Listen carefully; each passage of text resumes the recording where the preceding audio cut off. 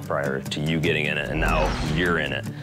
But your path to get there, it was a little bit different than most. Yeah, I started racing on iRacing, which is kind of unique and very different than other guys start racing. You know, I didn't run go-karts as a kid. I didn't really grow up in a racing family, so I was just so passionate about racing in general that I wanted to get involved in the driving side of it.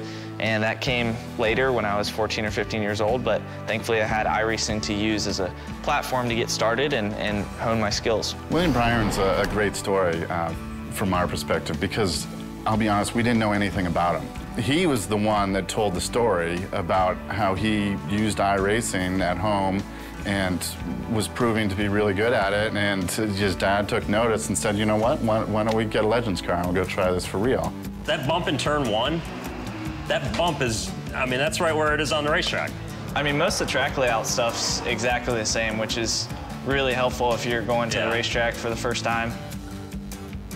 So the simple fact that we're shifting, that's kind of, like I wouldn't have guessed that we would have had to do that when we started this, based on the video games I've played in the past. There's iRacing and there's video games. What's generally the difference between the two? Yeah, so iRacing's more of a simulator. It's not as much of a game, I think. They always say that, you know, guys that race iRacing all the time want to say how it's a simulator, not a game. We are not a video game. You know, Gran Turismo, Forza, you buy one of those games in the store, you take it home and you run it on your console, you're going to play that for 20 or 30 hours. What's really unique about our product is that people spend hundreds of hours on our product because it's not easy. It's really more of a tool. It's kind of like a flight simulator. It's more of something you use to hone your skills at a higher level instead of just going on there and picking up a controller. Oh, you ran me up the track. That was a pretty good race. What was different from the iRacing in terms of when you got loose or when you got tight when you were in the real car?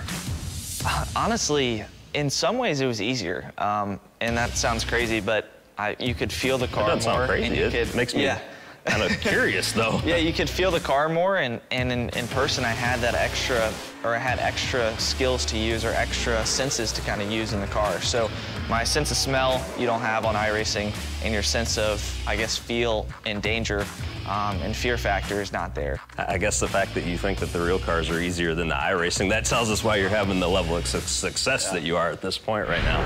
Byron jumps to the lead on the restart. He's so nervous, he knows how close he is to his first win at this moment. Career win number one for William Byron comes at Iowa.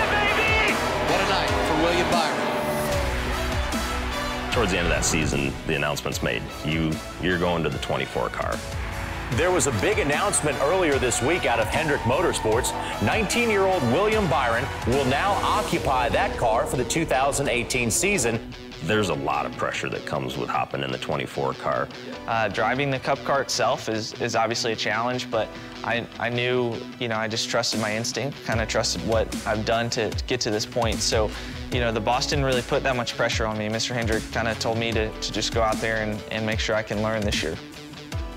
You were running, that was like you ran half second faster than you ever did.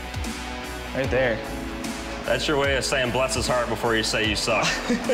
When you look at iRacing and you look at the impact it had on your career, and yes, you had to go learn the driving aspect of it, but it's what kind of got you started. What role do you think it's going to play in kids coming up through in the future? I think it's huge. I think it's probably the next innovation for racing. Or I think there's going to be more data, more chances to understand what's happening inside the race car. And I think where you see that in F1 is guys, they're taking them off the development teams and putting them right into the real cars just because of the data they see that they're able to produce. So I think you're going to understand who has talent, who doesn't, a lot quicker. And that's going to make for iRacing to be a bigger platform.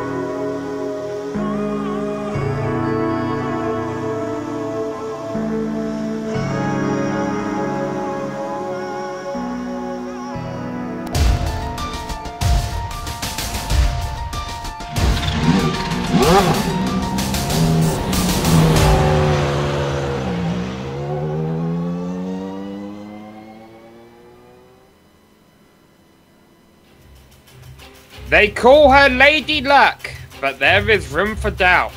Whose side will Lady Luck be on tonight for the Apex Button Box 200 at Las Vegas Motor Speedway?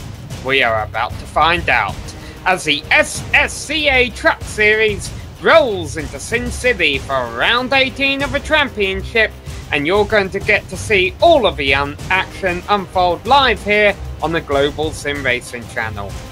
Here to call the action is myself, Samuel Ryman, alongside Sean Crackers-Ambrose.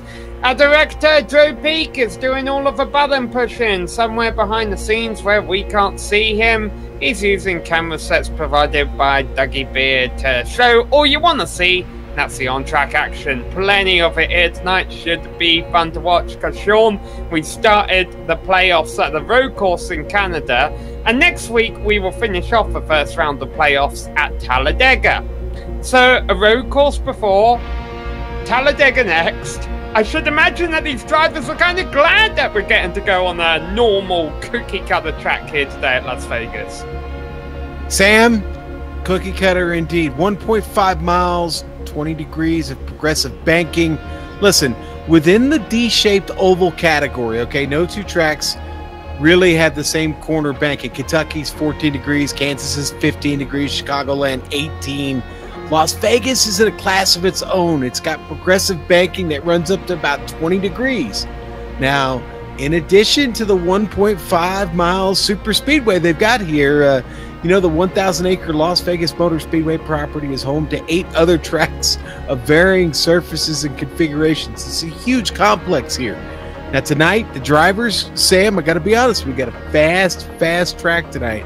They're going to be wide open a lot of this race. It's going to be a lot of fun, but the best way to get an idea what it's like to get around here is to hop on board for another GSRC lap around Las Vegas. Hello, I'm James Grahula with the Global SimRacing Channel. I'm going to take you for a lap in the trucks around Las Vegas Motor Speedway. Coming for your qualifying lap, the trucks have a lot of grip depending on what type of weather we're having. Look to have trucks going wide open in qualifying. Right there on the bottom, you want to run the shortest line around the track when you still have the grip. On here to the Nellis straightaway, we head into turn 3. Turn 3 is going to be a little bit tighter than 1 and 2. Your qualifying lap, you're going to want to head down all the way to the apron and get the shortest line. That apron is an option during the race. Look for some drivers to take advantage of that. As the run goes on, look for trucks to start venturing out to the higher lanes as the track becomes more rubbered.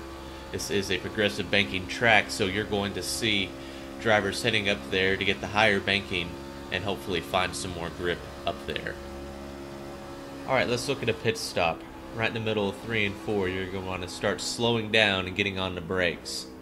Now, the pit road has been changed here in the last couple years. It's not as tight as it used to be, but still pretty tricky. And there is your lap around the virtual Las Vegas Motor Speedway.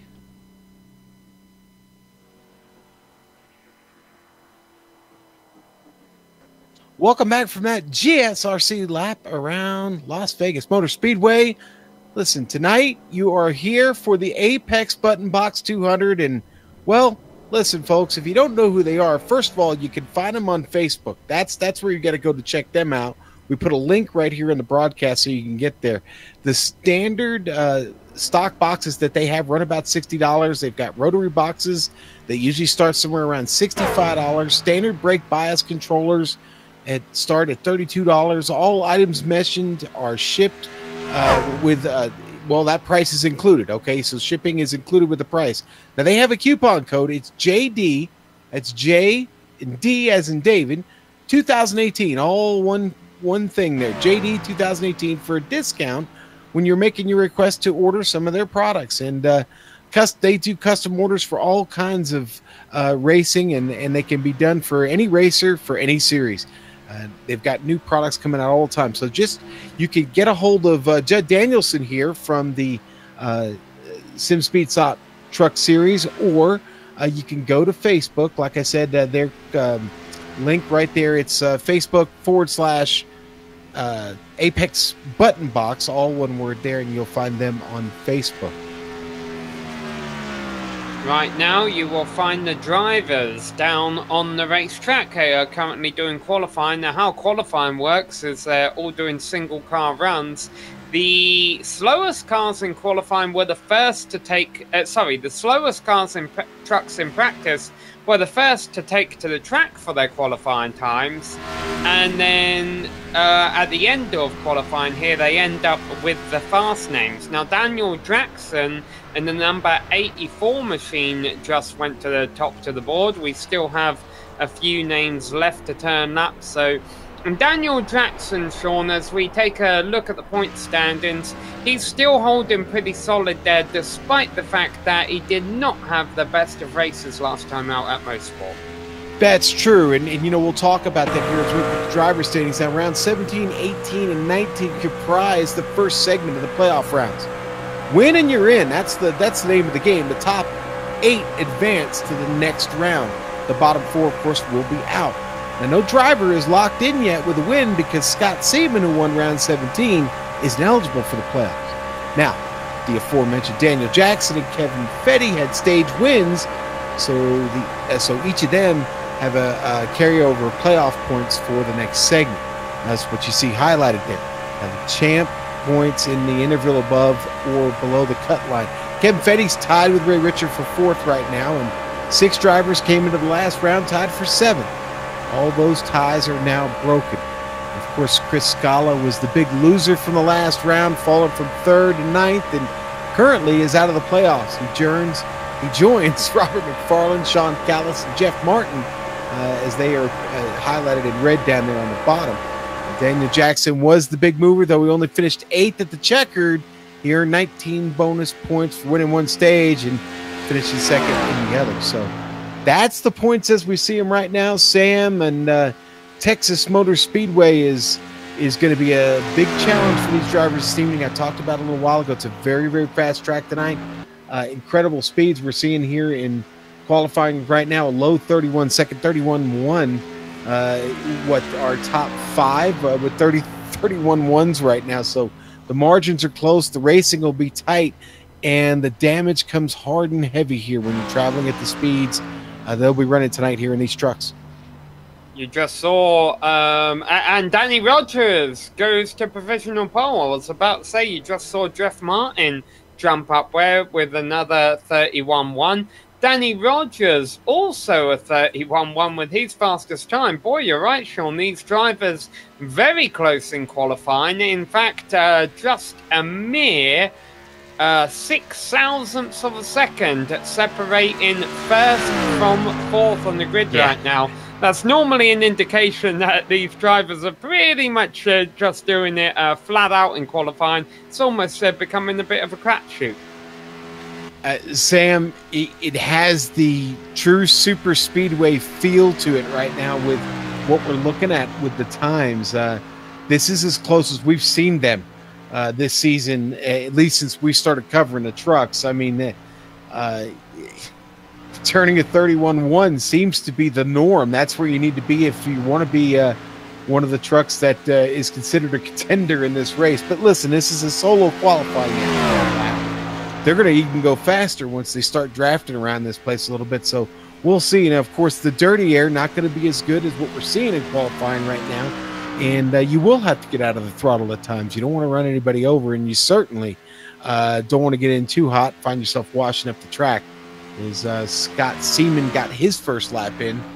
We see Steve Rogers on the screen. Now we'll go to Scott Seaman there. He gets his first one in, and it was good enough for 16th. It looks like the second lap is where they've been picking up the time, Sam.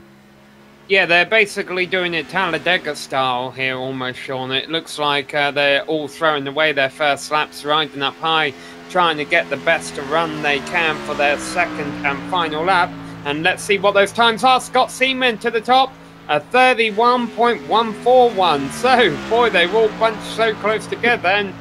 And Steve Sagers goes second, just 5 thousandths behind him. One truck left to go. It was a driver who was fastest in practice, William Hartman, rolling out of pit road in the 67 machine. Can he steal pole from Scott Seaman? If he's going to, he's got to beat a 31.141.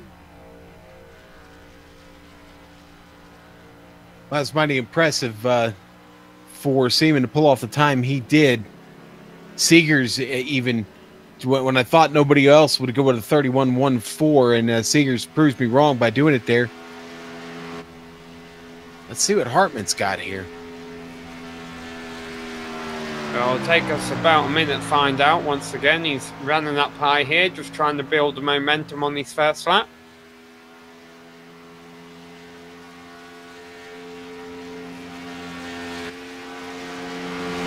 Sam, I was able to test the truck here for a while, and I got to be honest, it's awful fast around the bottom, but to get her wound up, like you just said, you got to start off around the top, and I think you're going to see a lot of drivers heading for the speed down there on that apron. That might be a good opportunity to pass. You've got to watch that transition back to the track, though.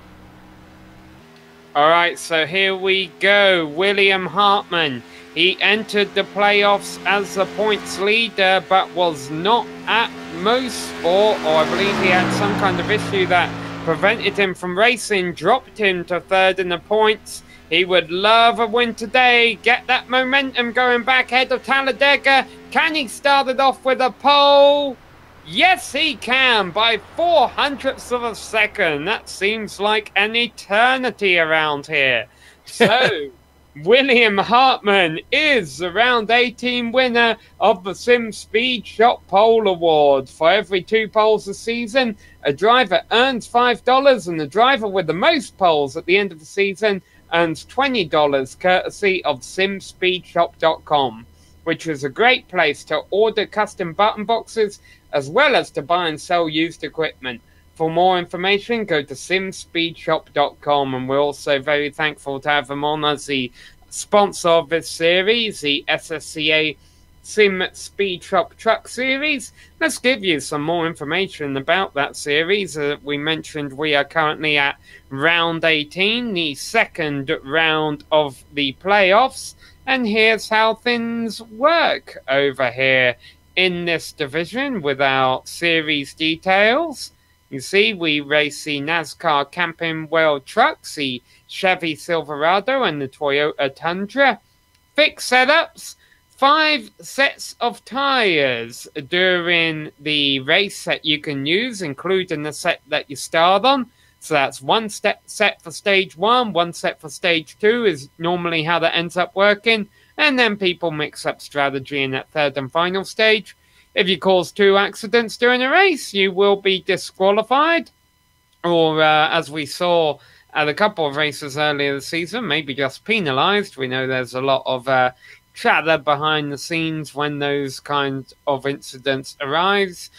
And if there is a caution within the final 3, 4, 5 laps of a race, say, we won't end under yellow, we will end under green, with a green-white checkered shootout for the top 10 trucks.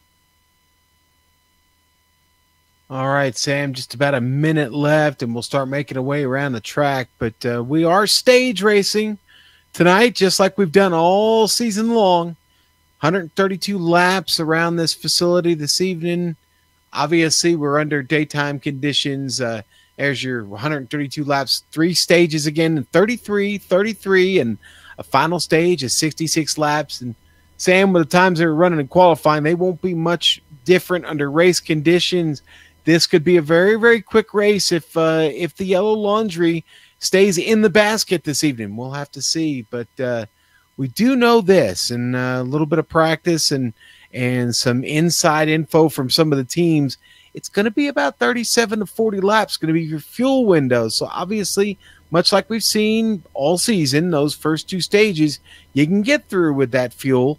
But that last stage is obviously going to require 1 pit stop at some point to get your truck to the end and to the checkered flag. All right, well, qualifying is over. Let's give you a full look at our grid, starting with William Hartman and last round's winner, Scott Seaman, lined up alongside him on the outside. SS, also the initials of the driving third. Steve Seegers starting ahead of Danny Rogers. Daniel Jackson will be starting back in 5th position ahead of Jeff Martin, and then Michael Dollard and Ralph Vorst are on row number 4. Kevin Fetty and Mike Donahue round out the top 10. All right, Sam, then we're going to drop down to 11th. It's only separated by a 10th. Chris Scala going to start on the inside at row 6. Ray Richard going to start to his outside. Jed Danielson will start in 13th there on row 7 with Robert McFarland in the double lot. He's back. Row 8, Sean Callis, Jeff Eisenhower there, and then down to row 9, it's going to be Gerald. I'm sorry, I can't see Gerald's name. I gotta get my dad, Gerald Heffley. There he is, and Mark McFadden. Sorry about that, Gerald. Row 10, Joe Johnson and David Gervais. And let's see, we've got 21st, Jay Queen, the former Ellery Queen. Russ Coe in 22nd and 23rd is going to be Jeremy Crandall. And great to see that all 12 playoff contenders are here tonight. So, not only are we going to see a good scrap for points among all of them, Sean, but we're also probably going to see some winners and losers tonight, because this is a fairly big field, 23 drivers, and that of course means if you're one of those playoff contenders, you can't afford to get caught in a wreck, because you're not going to get a whole lot of points for finishing 23rd. No, Sam, you're not. 23rd's not the place you want to be. Now, the trucks with the blue windshield banners and the blue spoilers on the back, those are going to be your championship contenders right now, guys in the playoffs and fighting for this championship that's at stake tonight, Sam. Round 2 of the playoffs about to kick off here in Sin City. All 23 trucks have gridded up on the track, and soon the Ford Mustang pace car will be leading them off. Just one pace lap here, and then we will be getting set to go racing at the Las Vegas Motor Speedway. As we mentioned, all 12 playoff contenders here. The highest starting of them is, of course, your pole sitter, William Hartman. The furthest back is Mark McFadden, starting all the way back in 18th position. He barely made the playoffs, but he started well with a solid performance at Mosport, where he came home in 6th place, and that has him sitting on the inside to the good right now as we enter Las Vegas tonight. Definitely a safe place to be. But I should imagine, Sean, you really want to get a solid points finish tonight, because if you don't, you'll show. If you're a playoff driver and you don't get a solid performance tonight, you're going to have to count on one at Talladega, and that's not a place where you want to count on one. No, not at all, and that's the point, right? Exactly. You really need a great race tonight, because you have no idea what's going to happen when you get to Alabama next week there on the high banks. And Sam, this one is probably as important as it gets, because really it's the not the layup, but the one in the middle of the schedule that you really wanted to see. Here we go. For those about to race, we salute you. Here we go. 132 laps of racing action at Las Vegas Motor Speedway starts now, with a nice start by the inside and the high side alike. Already seeing a truck below the apron back there, and actually he's electing to drop back a little bit. Hartman in the lead. The inside, the place to be early on here. Look at Steve Sager's coming. Sam, that was Judd Danielson, who it looked like dropped down, maybe tried to pull a fast one on some guys, but that wasn't the case. He wound up going all the way back through the field. So, because everyone's flat out on the opening lap, Judd Danielson actually coming into the pits. I wonder if he got black flagged for making a move before the start. Right, before the start-finish line, he advanced his position, Sam. He jumped it. Unfortunately, man, they're really, really stacking up back here in turn 3. Oh, out of a groove. William Hartman, our race leader. Something happened to him in 3 and 4. He's already dropped back to 4th and 5th. Look how much that simple loss of momentum has cost him in position. Yeah, and it's caused a traffic jam behind him, Sam. Now he's getting to go again as they check up behind him. I think that was Kevin Fetty up on the top side that had to check. And Judd Danielson just rejoined the track. He's already... No, he's on the tail end of a lead lap. He's going to be fighting to stay on the lead lap here.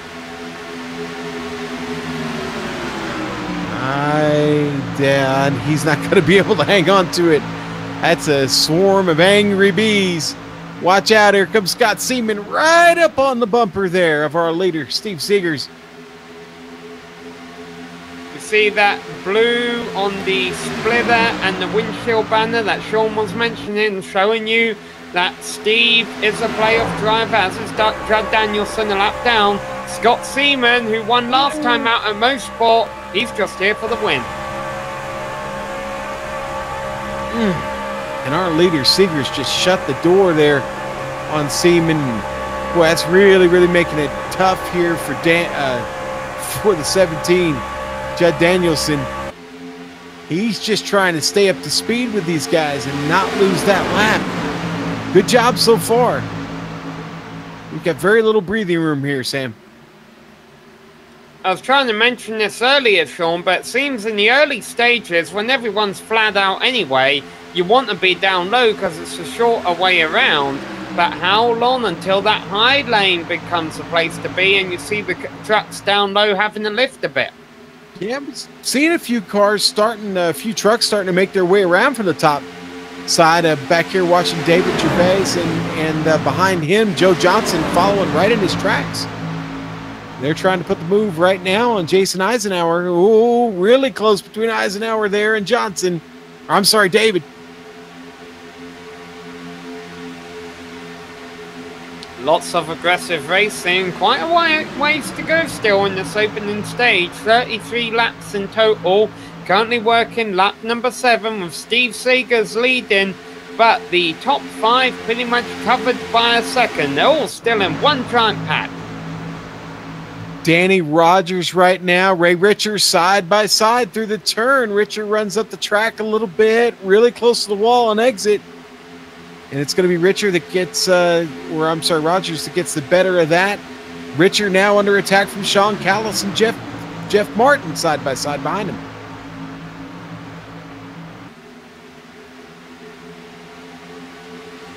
Side by side as they work their way around this 20 degrees of banking here at Las Vegas Motor Speedway.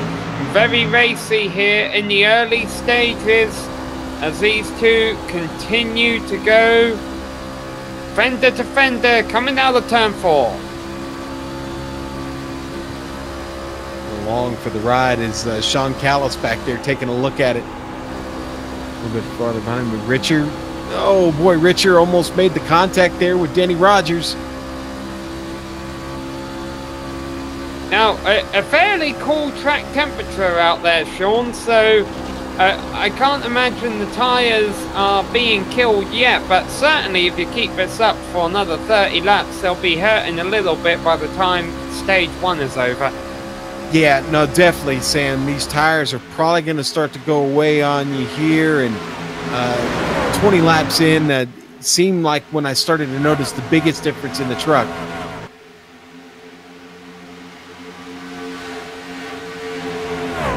There we go, Michael Dullard getting by Scala.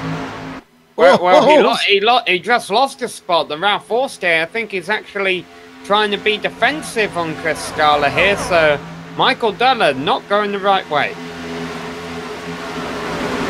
No, and Scala slipping in, trying to take this position. Scala's already up 4, moving through the field pretty well there in the Fred J. Moyer Plumbing Toyota. Yeah, seen a few big movers early on. One driver who didn't qualify, David Gervais, started 20th. He's all the way up to 14th already.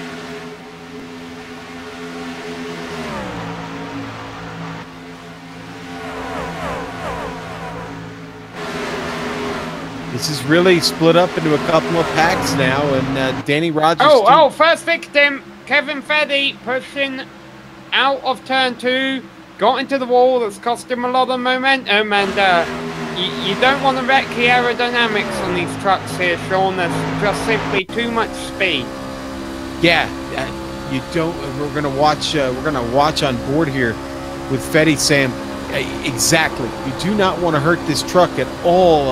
With the speeds we're running this season, the last thing you need to happen is get the truck into the concrete here. It's not going to help your cause, and it may happen again once you knock the toe out or hurt the handling on your machine.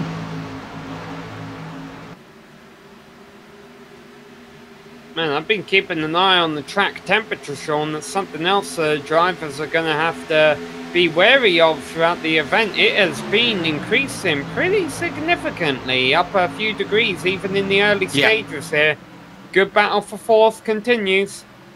Yeah, it is. Forrest just ahead of the game right now, but here comes Dullard with a move to the inside. He's going to try and make it 2 for 1, and I don't think he's going to be able to get it on exit here as we get through 4. Not a great place to pick up a position. In fact, it looks like Daniel Jackson's going to fight back from up top.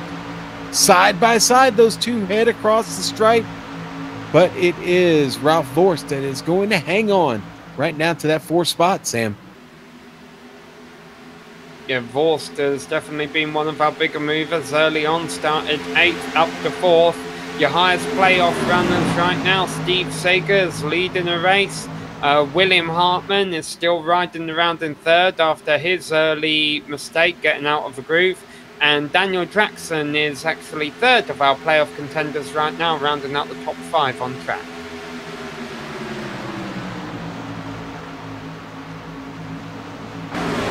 You know, Sam, I think Chris Scala might be one of those drivers who decided to kind of hang back a little bit. He seems to have dropped off a couple of spots now. I say that as he's getting by. Battle here with Seaman up front.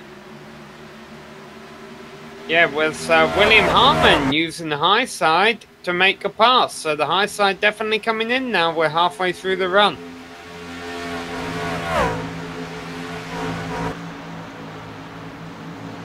I think Hartman's finally starting to get things back together here after kind of a shaky start, Sam. But I think what we're also seeing is we're starting to see drivers use other drivers to kind of keep pace with the pack in front of them. Yeah, well, I've been watching Sean the last couple of laps. From 11th on back, things have really been getting bunched up right in the middle of the field. Close racing between Fetty, Callis, Gervais, and Johnson. Yeah, it's listen, ever since Fetty had that little bit of trouble with the wall, he's been susceptible here to being passed. And right now, he's got the number 43 of Sean Callis knocking on his door, heading into 3 here. It does seem that Fetty's truck is really good in the center of the turn. Callis not able to do anything with it down there low. So that's where we see these tires starting to go away, is trying to keep the truck planted down there on the line through the center of the turn. It's really getting a lot harder now, Sam, almost 20 laps into the run. Yeah, and in fact, this pack is being led by a few drivers who started up front and have been fading back, such as Danny Rogers. There's a spin on him. He'd been running in 4th place. Oh, and he's hit something hard. He's hit the inside wall pretty hard because he's smoking right now, I'll tell you that. He hits the wall coming out of 2. Car just gets, truck gets a little wide out of 2. Just a scuff gets up against the wall there, and then, well, it gets out of shape off, and he hits hard down low.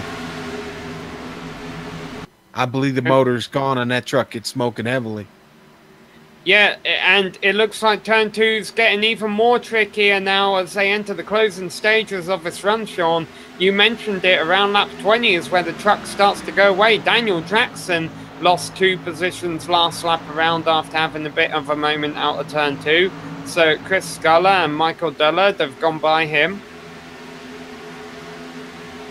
I think one thing to note up front is that Judd Danielson has continued to hang on up there, and if something were to happen, we get a caution flag right now. He's obviously going to be the first truck to get that lap back. So so far so good for Danielson. Maybe meant to get that penalty. I don't know.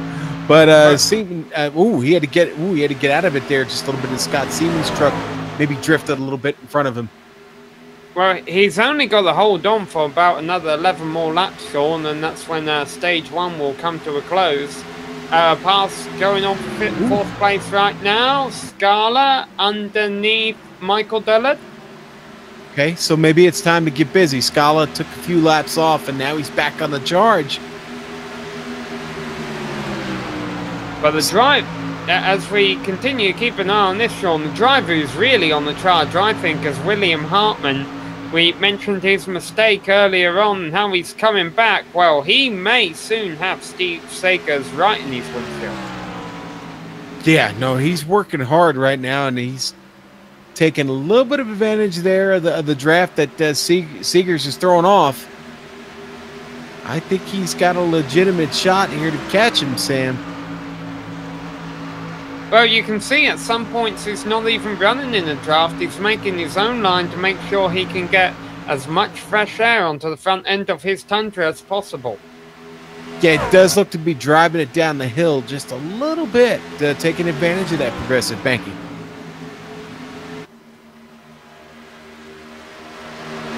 Now, what's interesting to note about Ralph Vorstey's incident, Ralph is now out of a race, unfortunately.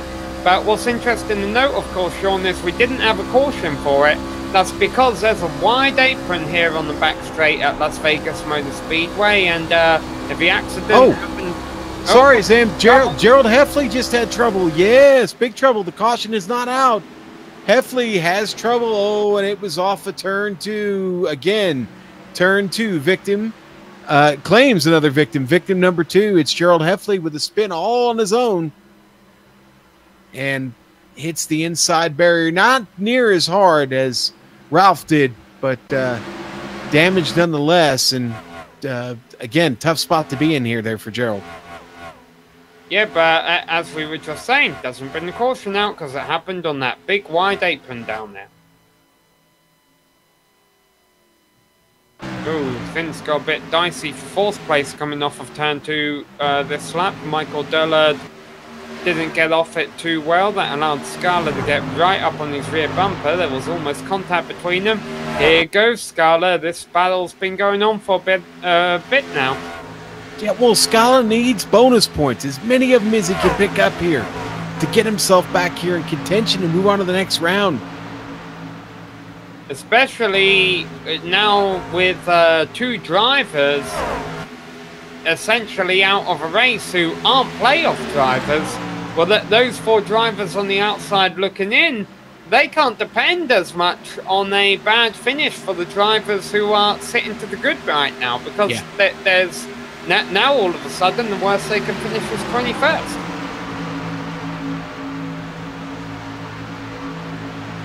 Sam, somebody told me just today luck is a bad strategy.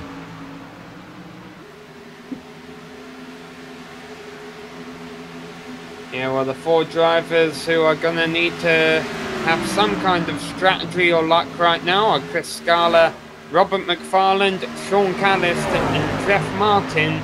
Each of those 4, as we saw at the top of the show, sitting on the outside looking in with this race and Talladega to go.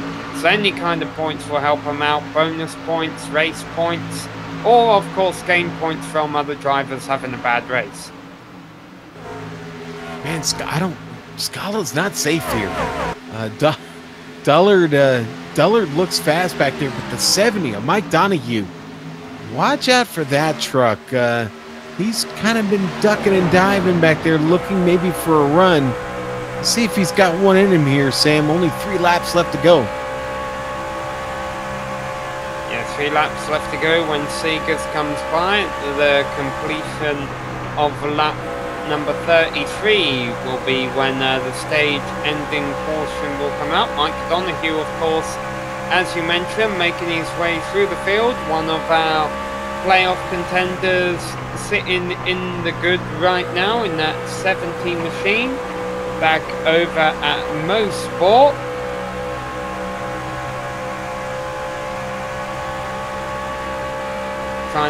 He was actually the best finishing playoff drive that motorsport. Wanted to check that fact, finishing in second place. Well, back up to the leader, Steve Seegers. Sam, fairly uneventful first leg of these three stages today.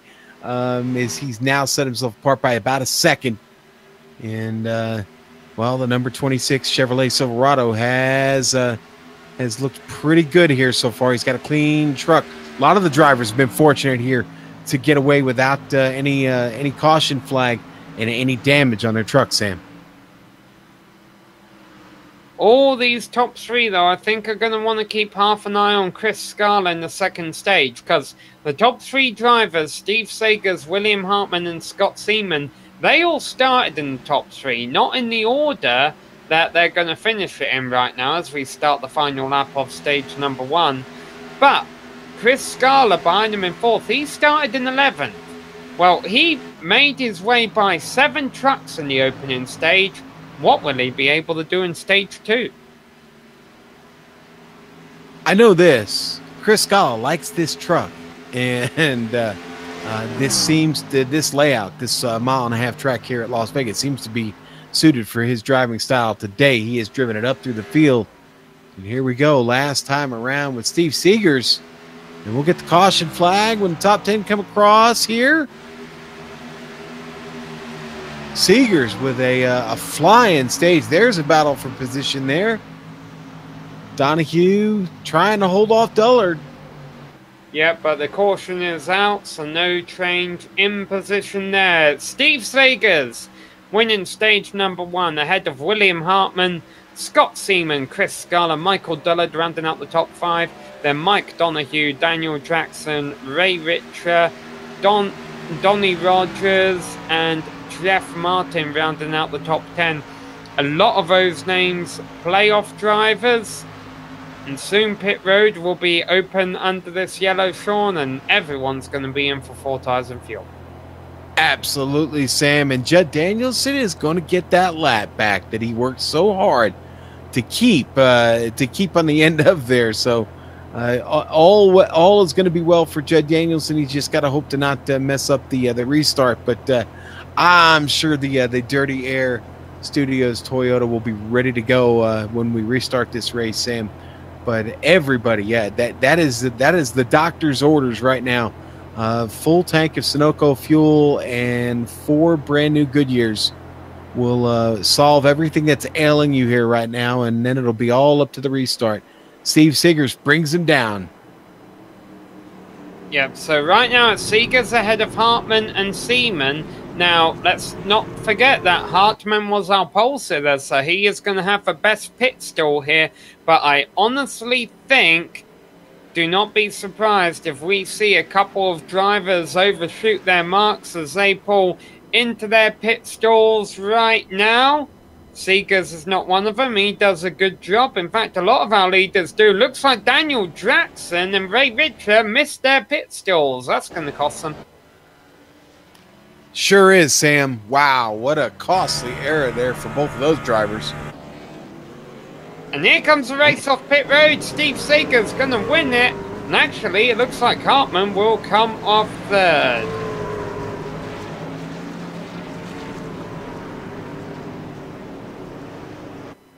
So I should imagine Jackson and Richer will be back in this lap.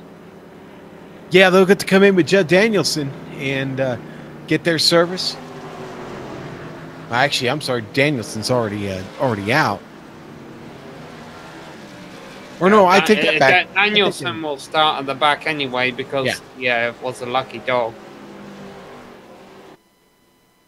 Yeah, Ralph Forster and Gerald Heffley are both out of a race officially.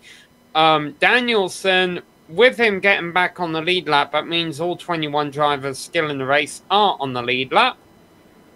So there go Jackson and Richer back down pit road to get their tyres. That will move Seegers and Seaman and Hartman back up to top 3. We do have another lap of caution, so I'll shorten stage 2 by a little bit. Stage 2, essentially another 33 laps. The stage 2 ending caution will come out at the completion of lap 66.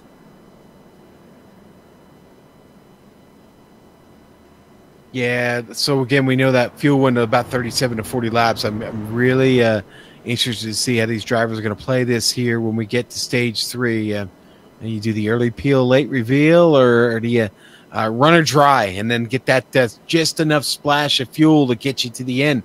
How many drivers are taking the time this week to practice that, to know exactly how little fuel you're going to need to finish this race at the end of a full tank?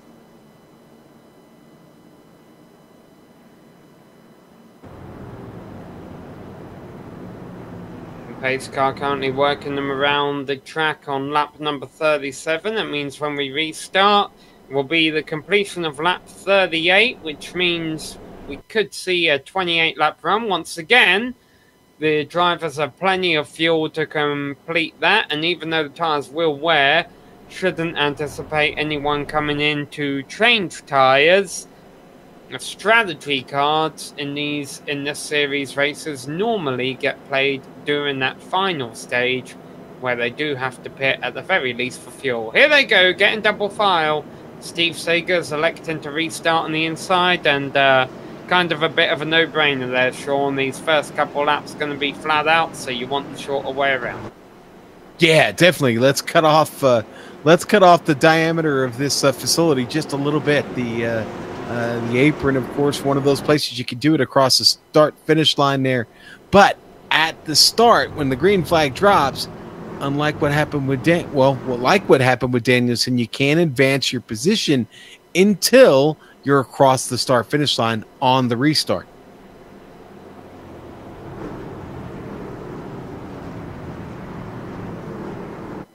Silverado front row. William Hartman and the only Toyota Tundra up there on row number 2. Mike Donoghue in the Silverado. Michael Dillard and Chris Scala, Tundras on row number 3. So nice to see both manufacturers being represented out there. Oh yeah, and of course we've got a Ford in front of all of it with that Mustang pace car.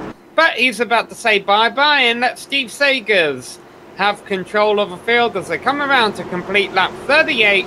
28 laps of racing, about to come up to complete stage number 2. Can we go green to the end again? Steve Sagers, doesn't really matter for him. He's just going to check out and check away from the rest of them. Oh, second act, same play. Sagers with a really, really nice jump to get started. Hartman, not too bad. Maybe fell asleep on a little bit. Seaman is the guy stuck up top right now. The man in the middle. Because here comes the Miller 70, the Miller Highlight, number 70 Chevrolet. High life, but low line is what he wants right now. Mike Donoghue riding in fourth position. The battle on for fifth behind Michael Dillard and Chris Scala. Let's remember, he made up a lot of spots in stage number 1. Lost a couple of them in the pits. Trying to gain them back now. Well, he's just got it stuck down there on the bottom right now. He's running that fast line down there, Sam, and the tires will give up on him at some point. But right now, here in the early stages, not a bad play to get yourself up there and a chance to maybe get in the clean air if you can get to the front. Or get behind Steve Sagers, because that seems to be the guy to follow right now, Sam. You know, Sagers still holding the 4/10 of a second lead over William Hartman as they came around to complete the second lap since we went back racing. Kind of single file right now, but everyone's shaping up their competitors in front of them. They know this is the easiest time of a stint to make a pass if you can get low.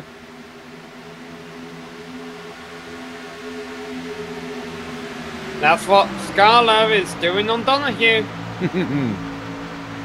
Hey, we're door to door there as Scala was coming back up from the apron, and he's digging down there at the bottom. Scala almost out of the hole.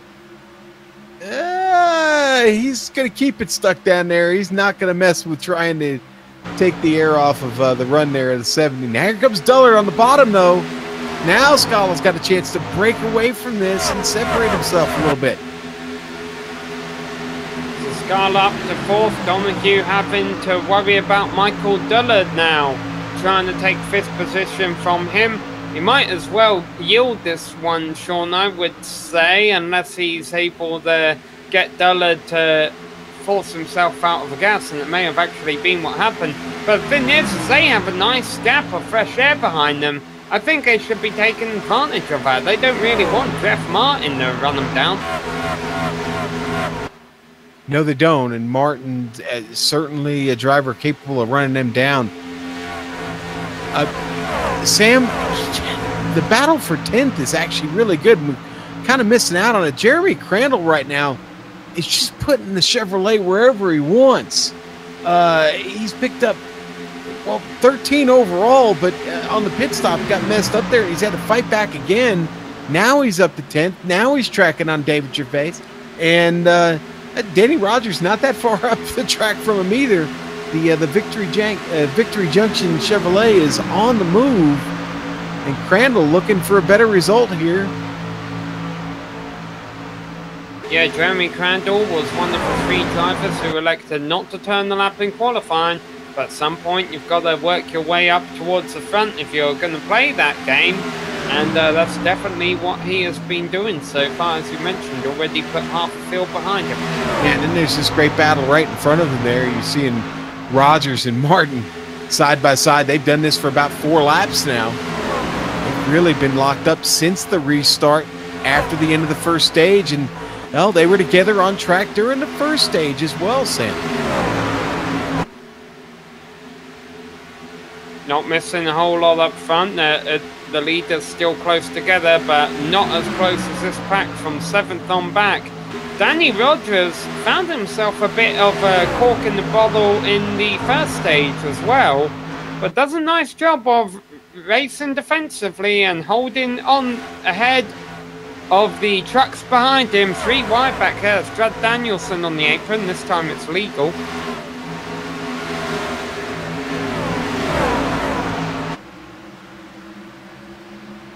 And as I give Danny Rogers a shout out, Jeff Martin is all over the back of him for 7th.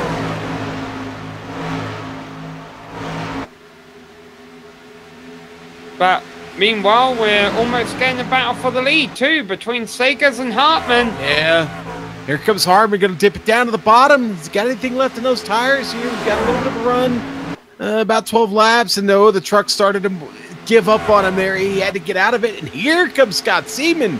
He's going to take advantage of it, heading into 3, Sam. These 3 have been the top 3 all race long so far. They've just changed the order in which they've been running.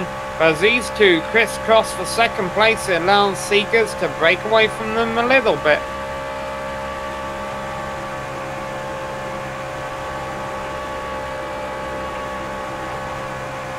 Boy, these 2 really want to be in 2nd. I think yes, they do, Sam. I think they're hurting each other by doing this, because not only is it allowing Seekers to run away, but Chris Scala in 4th place is running them both down.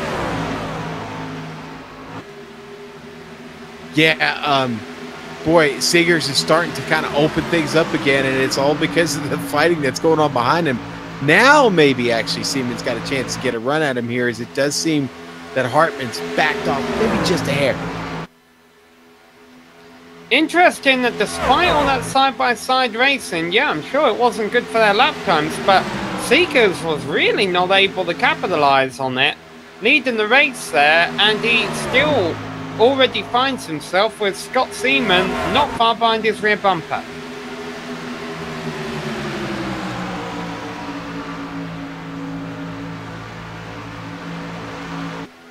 So the top 3 almost nose to tail, as is the battle for 7th still raging on as those guys enter turn number 1.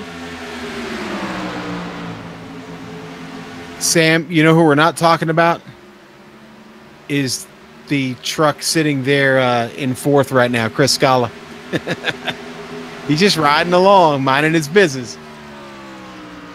Might be trying to save something for the long run. Remember, we expect this stage to, well, if it goes green, it will go 28 laps, and we expect the tires to really fall off after about 20 of them, which would be lap number 58. which is coming up in about 5 or 6 laps' time.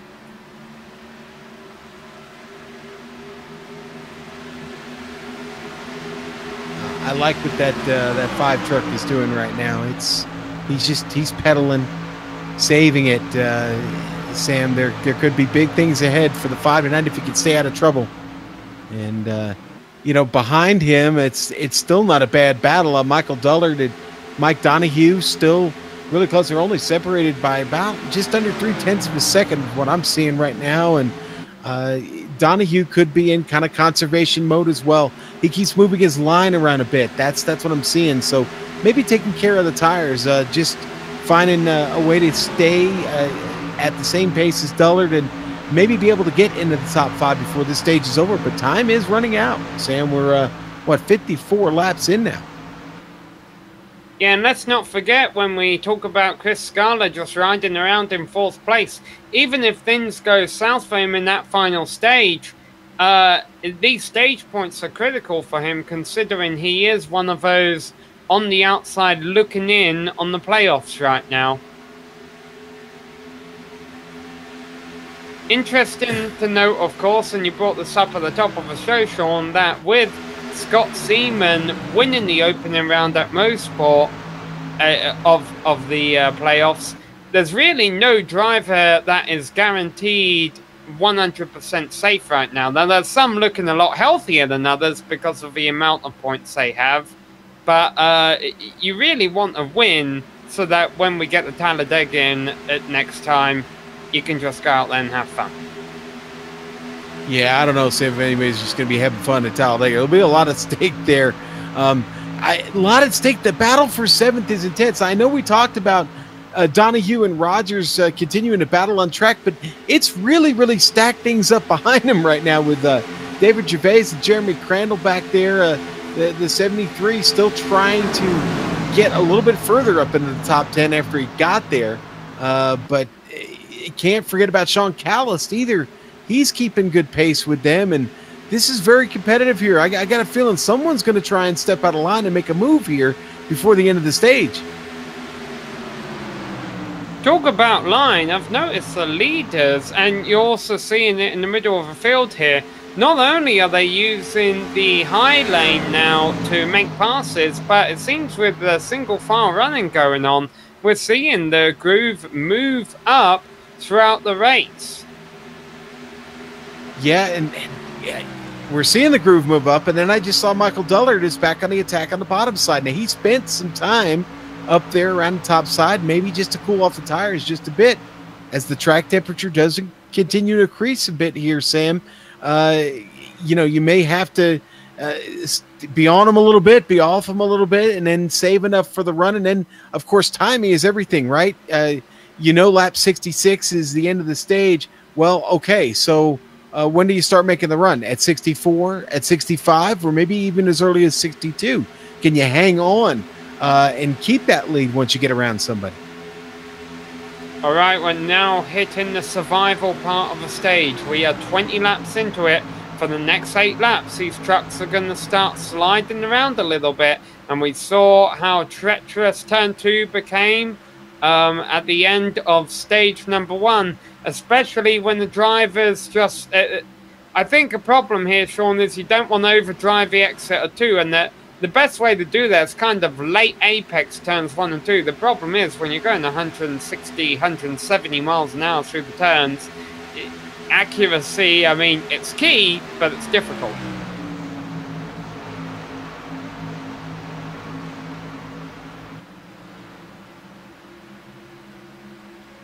Seeing 2 drivers push up into each other there. Yeah, Sean Callis, one of the playoff drivers underneath Jeremy Crandall.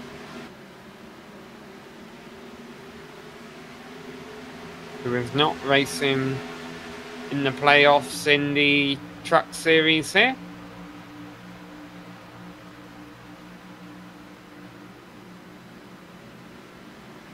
Yes, so Callis just trying to make a slow line work, but of course you always run into some aerodynamic issues, especially once the tires go off, of trying to run underneath a truck who's on the outside of you. Hey, and Callis is able to hold it there for now. You just wonder how much longer can he keep that up until it just gives up on him. You certainly don't want to wind up with a situation where you're in the door of Jeremy Crandall. And Callis with a good run there on the bottom that time. But Crandall's going to fight back from the top side again as he gets off the exit really, really well.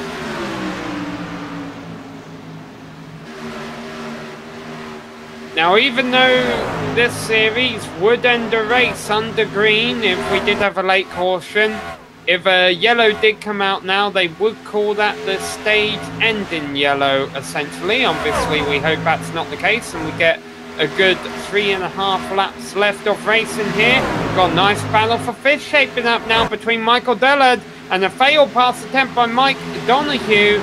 Donahue's going to pay for it. Danny Rogers now on the outside of him. Jeff Martin not far behind.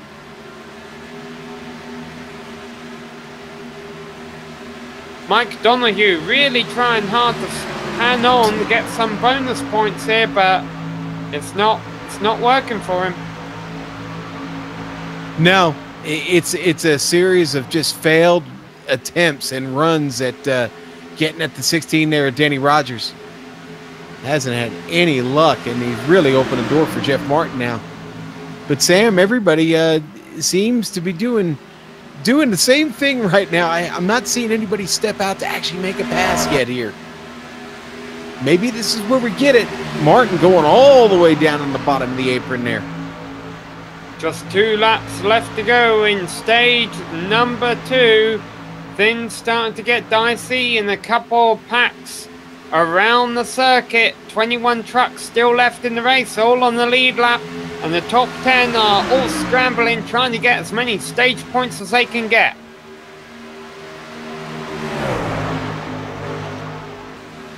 Oh, contact!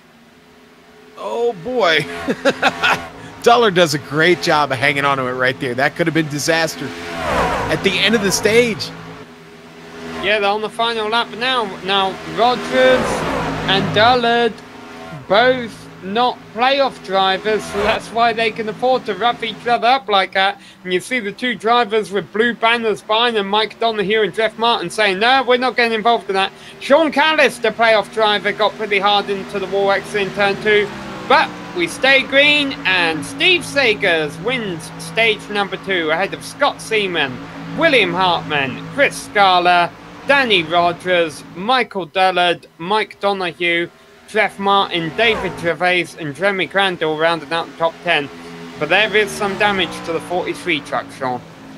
Yep, Callis is going to need some repair on the right side of that machine, and hope he can get it. Hopefully, he can certainly go to the back and fight from there, but hopefully there's not too much time in the pits to repair that. But it's definitely going to need a little bit of help.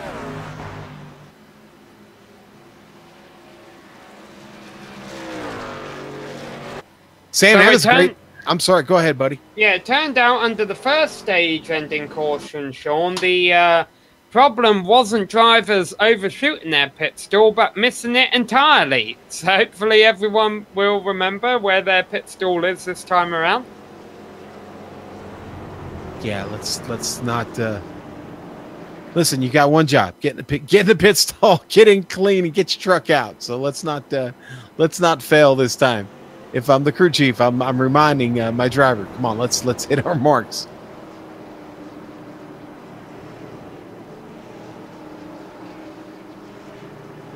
All right, here goes Seegers and Seaman leading them in. Once again, Hartman was our pole sitter. But look at the gap that Hartman has left between himself and the top 2. He ain't going to win the race out of pit road, leaving the gap like that. No, you want to get in quick, and you want to get in first if you can. That's generally the strategy. All right, looks like I saw one truck back there backing up. Yeah, looks like the top guys, though, hit their marks pretty good. Michael Dullard with a devastating pit stop, Sam. Michael Dullard in the 31 Tundra. Whoa, sideways coming off a pit road for Seaman. Seegers will win the race out. I wouldn't be surprised if this is a quick yellow, actually, Sean, because everyone's on the lead lap. Yeah, it should be. We should get back to racing pretty quick, Sam. Michael Dullard's going to come out in 16th place after that mistake, getting into his box. He overshot it. He backed up and overshot it, backing up, and had to get back into it. It was a mess for the 31 team. Sean Callis, as anticipated, still in the pits game repairs, as is the 00 of Robert McFarland. We must have missed something for him.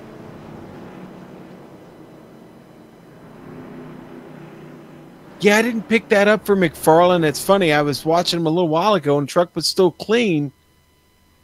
Yeah, he needs to get a move. There he goes. Yeah, pace car's coming around the start-finish line.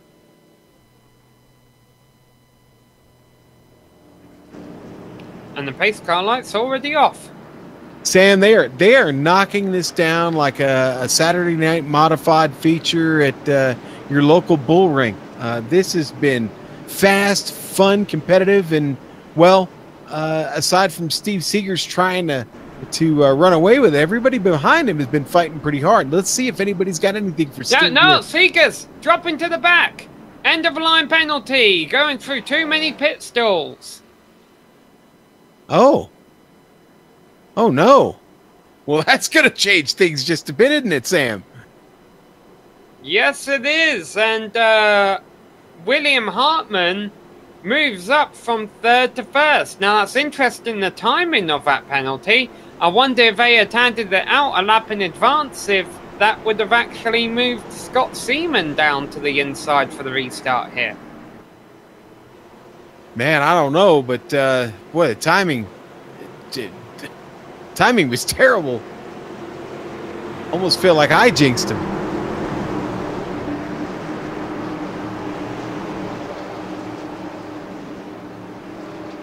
Well, great news for William Hartman. He essentially gets to start on pole here, even though being on 3rd. Scott Seaman was 2nd, is still 2nd, and that could mean trouble for him because the inside line gets off so well. He's already got Danny Rogers to his inside. Hartman with a huge run to get to the front. Rogers already trying to start and separate himself a little bit. Going to bring Scala with him. Scala going to look to the inside. Doesn't want it. Not here. Not yet. None of these. Well, I take that back. The two drivers running 2nd and 3rd. Trouble for Daniel Jackson. Boy, his truck got in bad shape down in turn 3. He's still trying to recover from it. Could have clipped the apron just like Mosport. We see Daniel Jackson having a fairly solid night go south in the final stage. Boy, and look at Danny Rogers up here now battling. But Seaman's going to break away a little bit. Here comes the 5 of Chris Scala. Now he's got the inside. Got a nose in on that quarter panel. Scala across the stripe. Going to keep it glued to the inside. See if we can get under Rogers and pull off this pass. Mike Donahue is trying to make a high side work. Almost trying to make it 3 wide. I just don't think it's going to work in the short run here. No, it seems early on, Sam, the tires still have the run on the bottom. I think that's where you've got to be to make a pass, just like Scala did on Rogers. Yeah, so Donahue was trying to do the same thing as Scala. He wasn't able to do it, so Rogers holds on to 4th.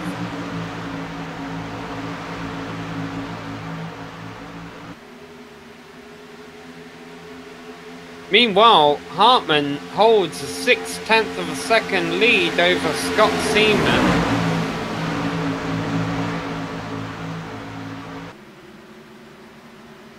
Here's the battle for 7th. David Gervais trying to hang on at Miller Genuine Draft.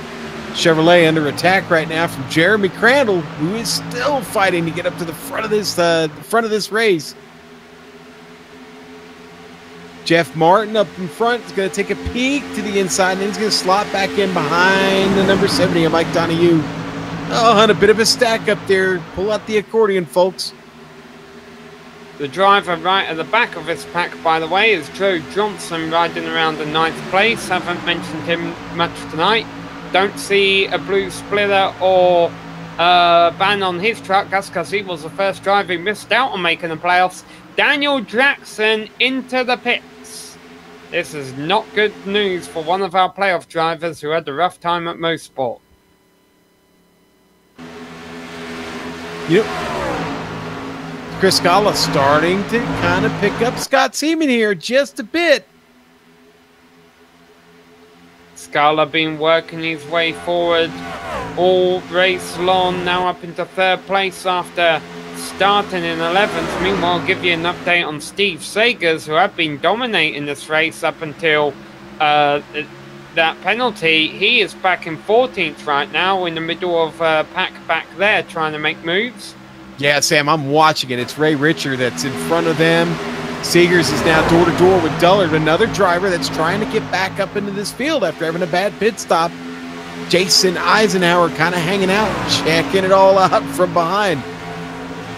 And not far in front of Seegers is Drud Danielson. Remember, he's been on the back foot pretty much since lap 2.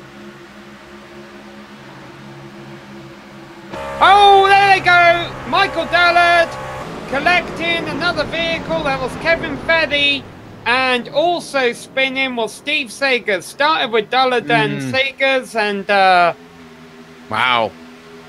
Boy, those two really got together. Poor Kevin Fedde, nowhere to go there. He tried to miss it and couldn't, but here it is from above. Side by side through the turn, and well, you see the truck down low, kind of comes up the track there a little bit. Tires starting to give up a bit. They clatter doors, and it's hard contact. And like I said, poor Kevin Fedde, that's the blue and yellow car down there on the bottom. He had nowhere to go. He was turning it and ran out of track. All right, so what are we looking at here? Pit road going to be open around lap 80. Not gonna be enough. You're not in the window yet. Not even close to it, really. And poor Michael Dullard, man. I'm watching his truck come down the pit road now. That thing is laying down a heavy patch of smoke. You saw Kevin Fedde there. We were on board with him. Still got some takers. Still have some takers. Drivers. It's 50-50. Hartman and Seaman come in. Scala and Martin stay out. Think you're going to maybe see some guys try to gain advantage position here. A lot of the field coming in and going to put good years on. They might as well top off. They could leave themselves in a situation with a splash and go at the end, Sam, and maybe try and not take tires. So we'll see. Driver benefiting the most out of this is Daniel Jackson, an unscheduled pit stop earlier on in this stint. He'll get the lucky dog. So the top 6 for the restart, Sean, did not pit. Everyone who just pitted will restart 7th on back. Well, it's going to be a couple more laps until the pace car lights go off, because we did have a couple cars lapped down here, so we'll let the drivers get themselves regrouped, and Chris Scala will lead us back to the restart here in just a couple of moments here on the GSRC.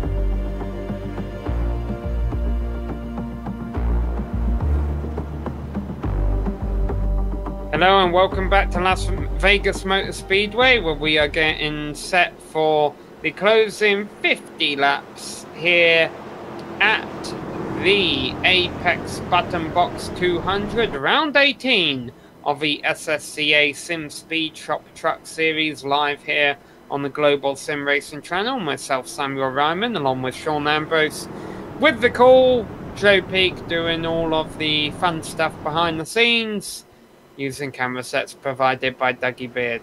I think he's having fun back there, Sean. He never tells us otherwise. No, he doesn't, Sam. Michael Dullard, unfortunately, a casualty. That truck, too much damage to continue, I think, Sam. Alright, so our director having more fun than Michael Dullard.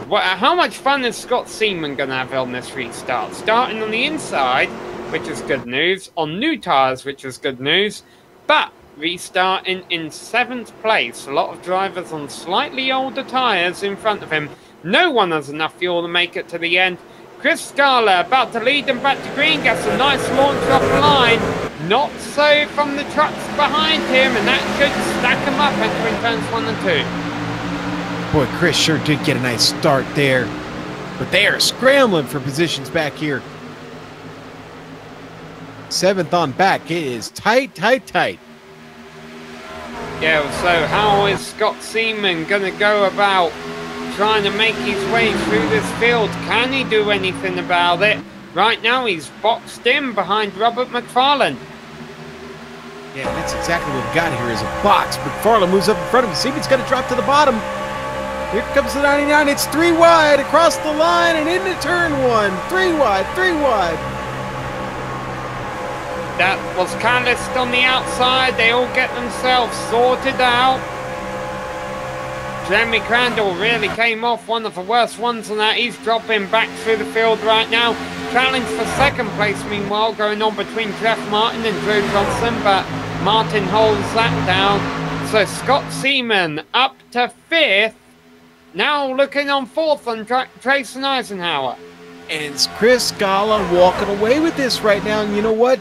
Here's the advantage. All the guys behind him right now are on the same amount of tires as he is right now, except for the 99 of Scott Seaman. Now he's got to find a way to get around Johnson and Martin. There's a little bit of a roadblock in front of him here. Interesting to note, the driver Scott Seaman has been racing up front, or one of the drivers Scott Seaman has been racing up front all day long. William Hartman has not been able to make inroads through these drivers on old tyres. He's still mired back in 9th place. Meanwhile, Scott Seaman is just sending it down the inside up into 2nd place. Well, that's the tires. That's those good tires right there, those fresh Goodyears. Getting a lot of bite down low. He's able to pass and get around there. Jeff Martin, Joe Johnson pretty easily. But Scala has opened up a nice gap here, so let's see. Let's see if Scala can continue to keep pace and keep Seaman behind him long enough for Seaman's tires to kind of whine a little bit, maybe start to show the early stages of giving up. Meanwhile, a few laps down now is Kevin Fetty. We've seen a few trucks run into trouble today. He's the only one of our playoff drivers currently off of the lead laps, and not good news for the driver of that number 94 machine as we enter the closing 45 laps of this event. Well, Chris... Whoa, boy, there's a Hornet snap cannon back. Yeah, it really is. It seems like it got really bunched up on this restart here for the 3rd stage, and they've really been locking horns ever since we got started. Well, William Hartman has finally broke free of all of this, and he has got up to 3rd. Problem is he's well, he's not too far back of Scott Seaman. 7/10 of a second. Man, I said this race was fast. Earlier, I said this was a fast racetrack tonight. Again, for these guys to keep up pace the way they've done has been very, very impressive. We've only had the one caution for an actual incident, for a racing incident. A couple of almost cautions with some individual spins and some damage. But look at him, 3 wide coming across the start-finish line again back here in the pack. Steve Seeger's right down there on the inside, still trying to get back up in the front of this field, Sam. Yeah, Seeger's won stage 1 and stage 2. Cut through too many pit boxes under the stage 2 ending round of pit stops. Had to go to the back and struggled to make his way back up through the field. Currently, this is for 11th position. He might get 10th pretty quick, though. That's Sean Callist on the outside on old tires. It's breathtaking, man. They're just so close. This Danny Rogers is the man out. He just can't seem to get a break. Finally, Steve Seeger's able to clear him. Pass for the lead. Here we go. The new tires have finally caught the old tires up front. Chris Scala loses the lead. Still, though, this strategy could work for him, because even if Hartman gets by him here, which I have a feeling he will, he still has about a second over Judd Danielson back and forth. They still all have to pit, Sam. That's the key to this, right? That's the key to the strategy for Scala. Hang on. Now ride the draft. Ride the draft and let them pull you along here until you got to come in and get your fuel and your tires. I'm just double checking what I said there. Judd Danielson's in fourth. Oh, here we go. Battle for the lead again. William Hartman, for first time since a big mistake early on in the race, looking for position number 1.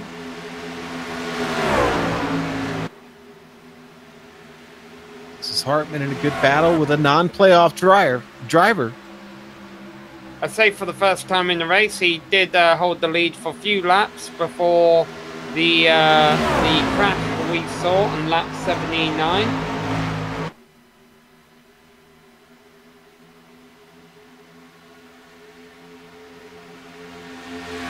So Seaman, even though he's not a playoff driver, he won last time out at Motorsport. He wants another trophy.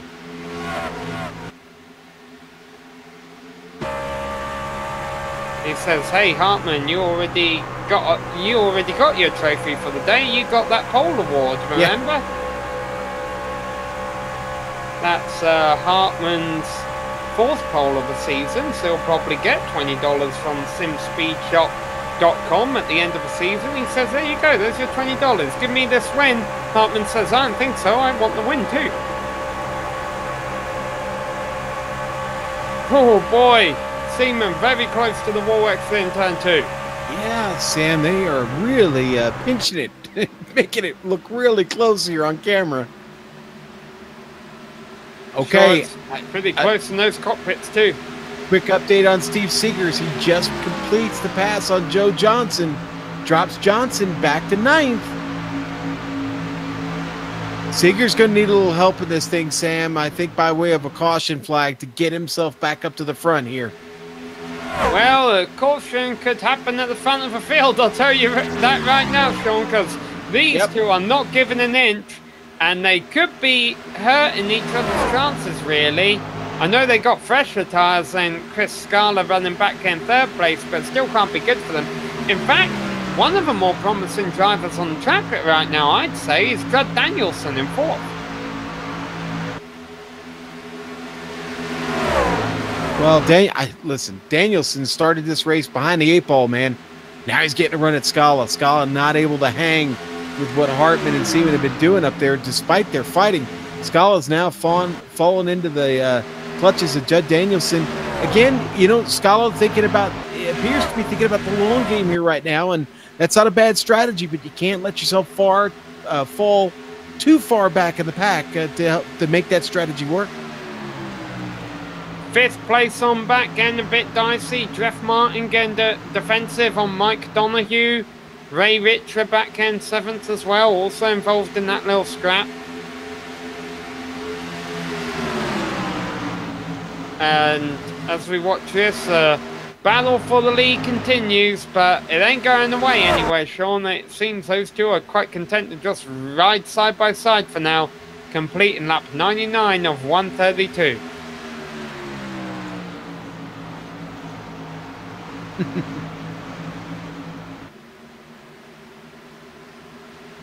Looks like Kevin Fetty has finally got the damage on his truck repaired. The West Virginia sponsored truck making his way back onto the track.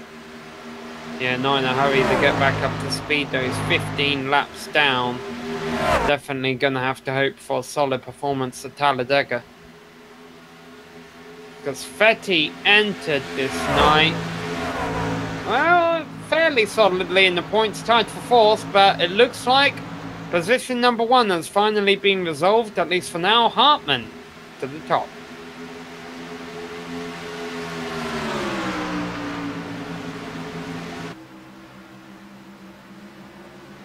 Oh, no. Oh, no, that was my screen. Sorry. Well, no, maybe Jeff Martin did have a problem there, Yeah, no, actually. he's coming in the pits. Jeff Martin electing to be the first of our lead lap drivers to make a scheduled pit stop. So he's going to have to hope that we go green to the end.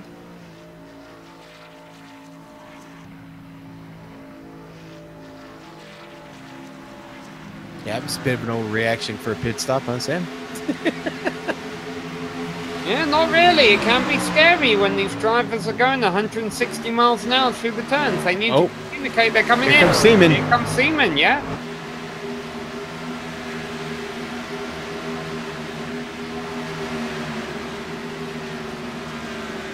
Man.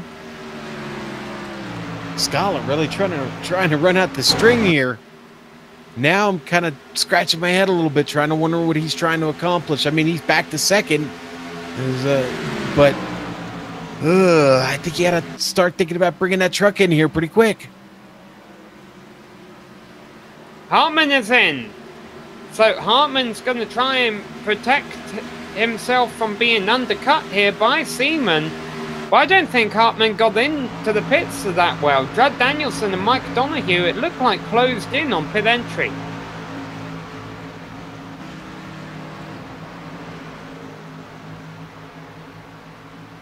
Well, seeing a lot of other drivers making their way in now, Sam.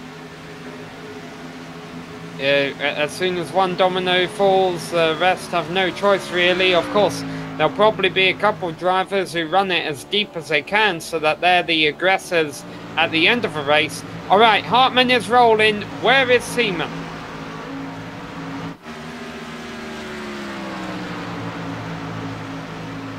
The answer is coming around down the turn number 1 with a full head of steam. Hartman already rolling out of turn 2, but still gaining momentum as he goes by the blue cone onto the back straight. And Seaman trying to find his way by Rob McFarland. He's got Russ Coe in front of him. Russ Coe gets on the apron, gets loose. Seaman flies by, but Hartman is going to have it. Boy, McFarland really struggled there. I think he was into the wall for just a moment behind them. Chris Scala, meanwhile, continues to lead the race. He hasn't pit yet. And Steve Sager's currently the only driver in the pits. Chris Scala coming down to join him. Got to be a perfect pit stop for Scala. Expect him to short fuel. Surely he's got to take 4 tires, though. Will still cost him a bunch of time. Better keep an eye on this stop. Oh, Hartman! Hey, up in the wall! He ran down Daniel Jackson really quickly exiting turn 2. Didn't react fast enough, and that's going to give the lead to Seaman.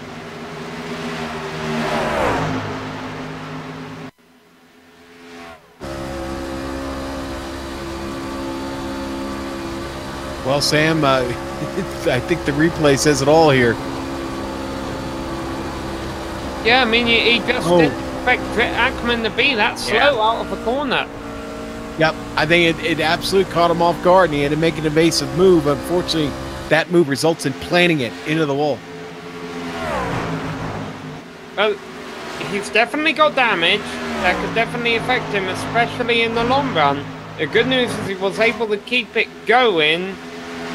And, I mean, he can't, I don't think he'll be able to win the straight-up fight against Seaman now, but he could still be our highest playoff finishing driver because just those extra laps that Chris Scala spent on track really cost him a lot of time to those two. It did. It absolutely did. Scala finds himself right now in 13th and tracking on Mike Donahue. David Gervais, Danny Rogers, Jason Eisenhower pitting. As a matter of fact, Daniel Jackson is now our leader, but yet to pit, as has Russ Coe and Robert McFarland.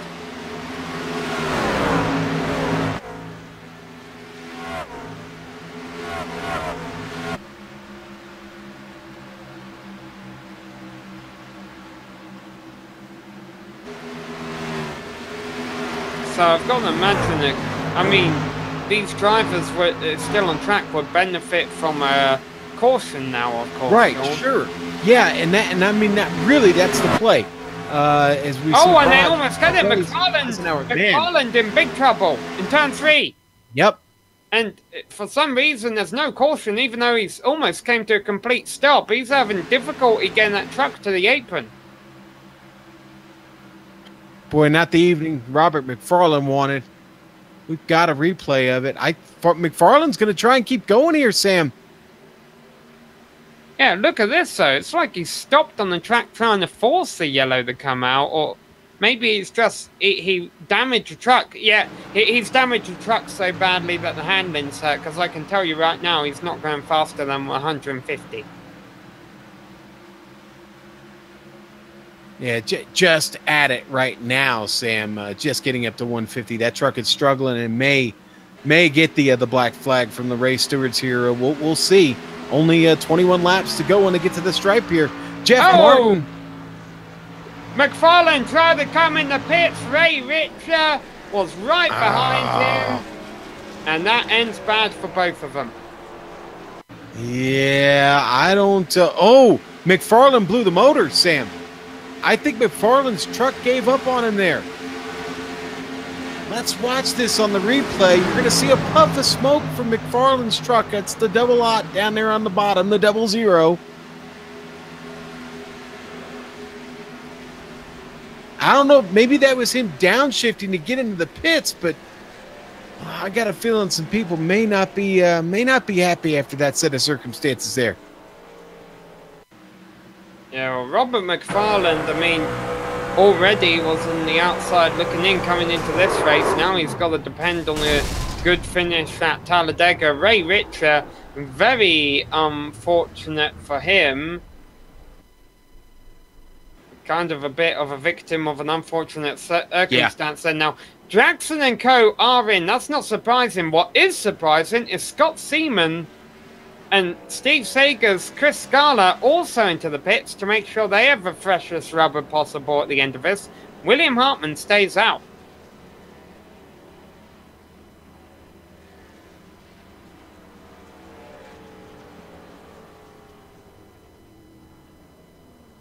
And we get to that point of the race, we start to wonder who has tires left and who doesn't. Yeah, well, I mean, this league does have an admin team, so I've got to imagine the drivers are better be keeping an eye on that for themselves, or else the admins will get on them post-race. So what does this mean? Hartman's now our leader, ahead of Danielson, Donahue, Martin, Jackson back there in 5th, while his tires are quite new. The top 4, if anything, going to be racing on slightly older rubber.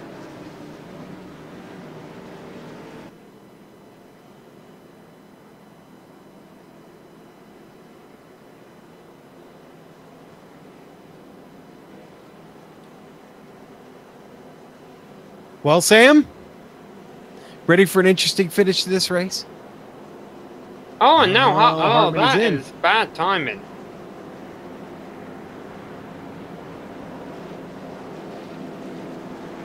Yeah, we haven't seen anybody pick up spots in bunches this evening, Sam. 1 or 2 at a time. If you got to come from too far deep in the field, I don't think you've got enough time left to get it done.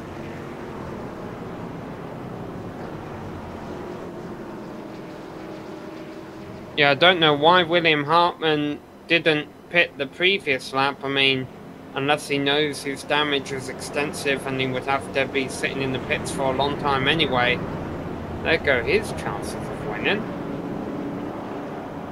Boy, a lot of drivers retiring. I mean, Richter we anticipated from the jump, but Danny Rogers and Jeremy Crandall also being shown now as out of a race.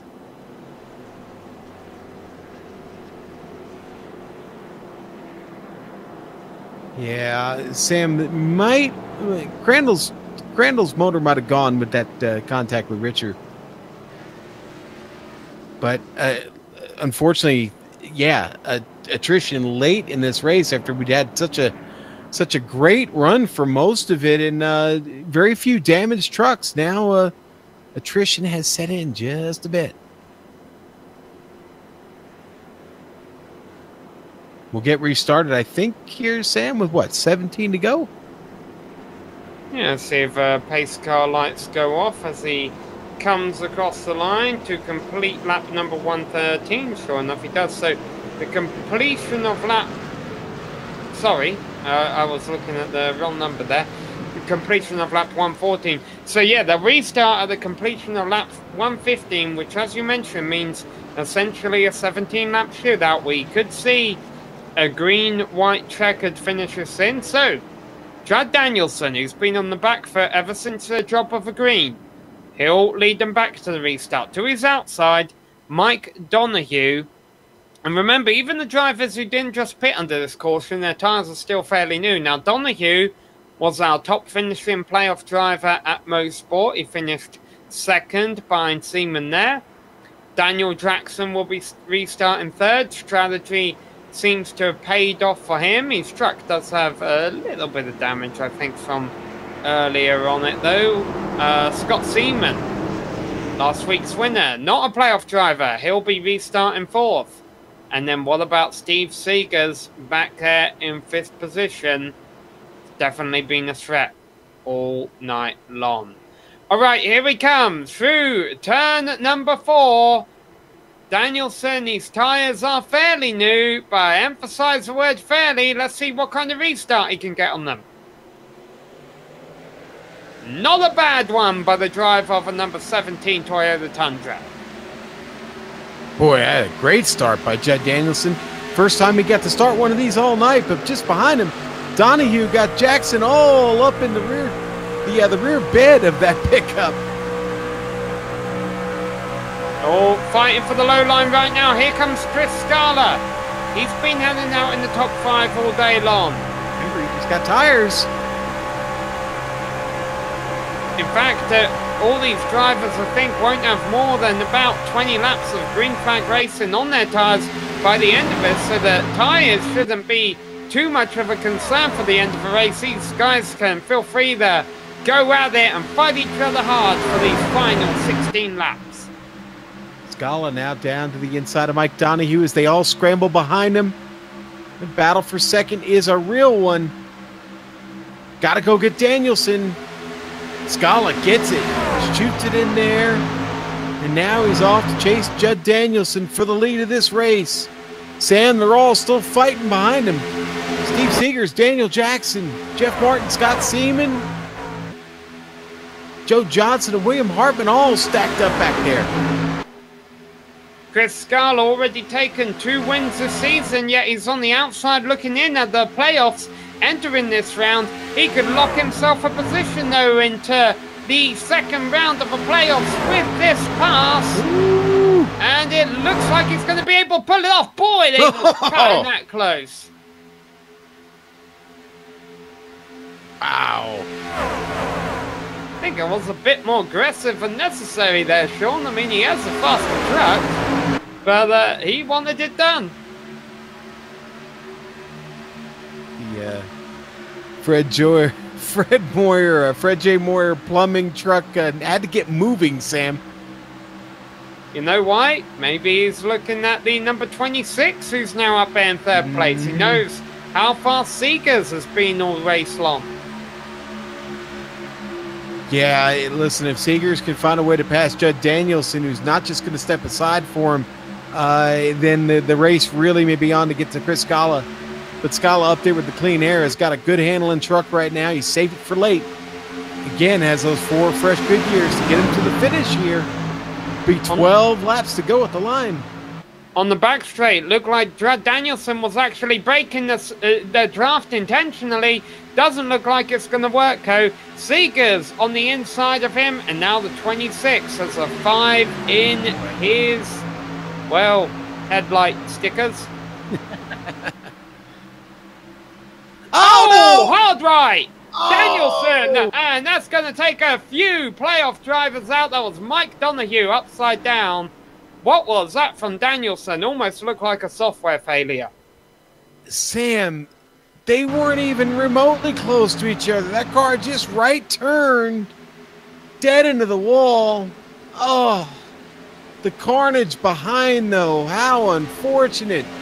Donahue's truck over on its lid. Oh, that is not the way anybody wanted to see this race end. Obviously, something went terribly wrong there.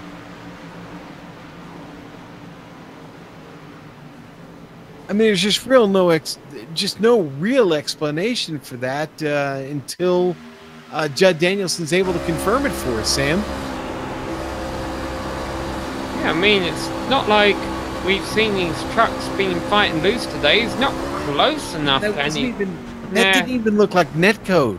That just didn't even look like netcode. That just looked like something went wrong on his end, whether it be connection or something with his rig, his equipment. And Scott Seaman coming in the pits, but far exceeding the speed limit, which is normally an indication that he's calling it a day.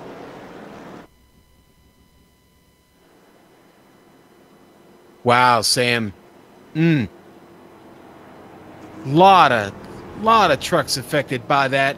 Not the 2 up front, though.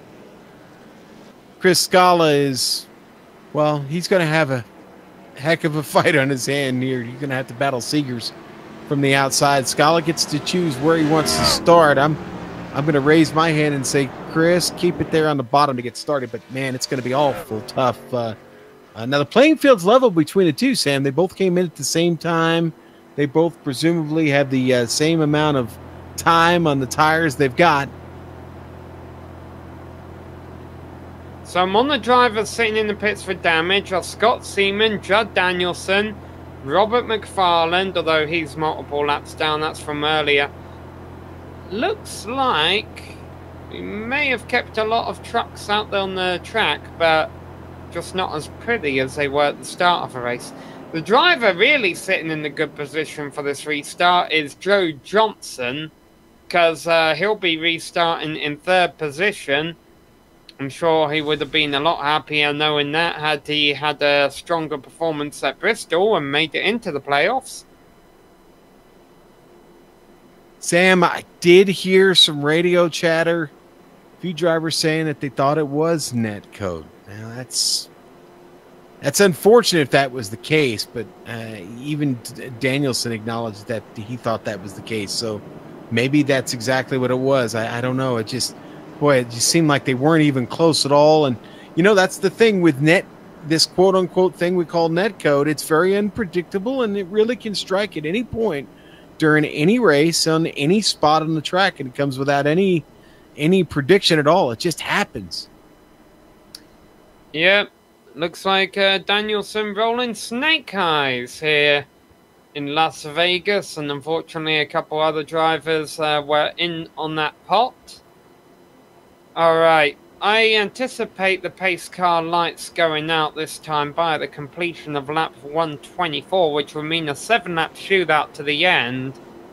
Now remember, a caution would not end the race at any time, because we will finish this race under green flag. One way or another, we're going to wrap her up under a green.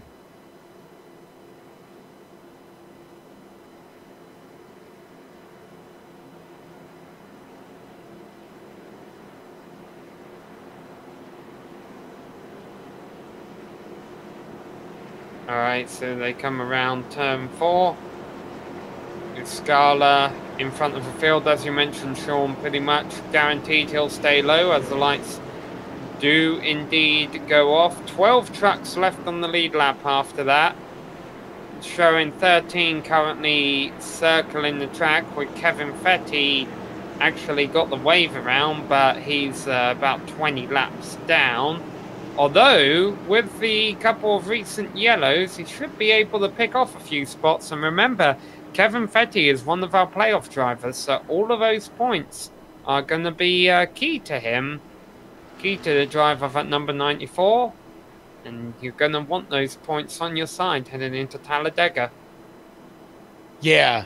Well, I mean, okay, so it's cliche to say that we think it's a crapshoot, right? It is.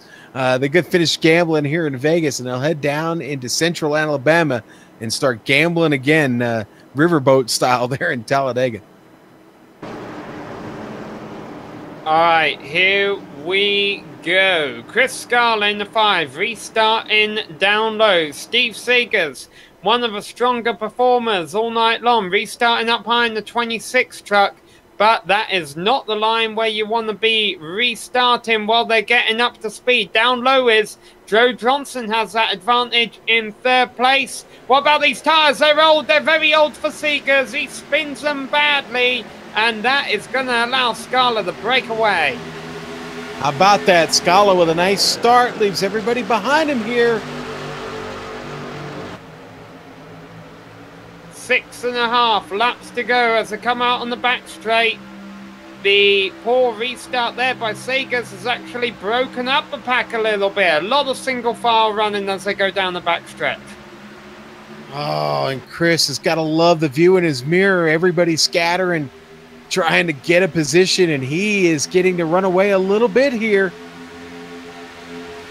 The driver coming out in 2nd place is Joe Johnson in the 18 machine. Seegers in 3rd. Hartman, despite his recent misfortunes, he's battling for 4th with Jeff Martin. The championship contenders there slugging it out, trying to catch the one in front of him. Hartman's going to be the loser there as Martin finally able to pull off the pass. Seegers, maybe he's starting to catch Joe Johnson just a little bit here. He's getting a run at him, going into 1.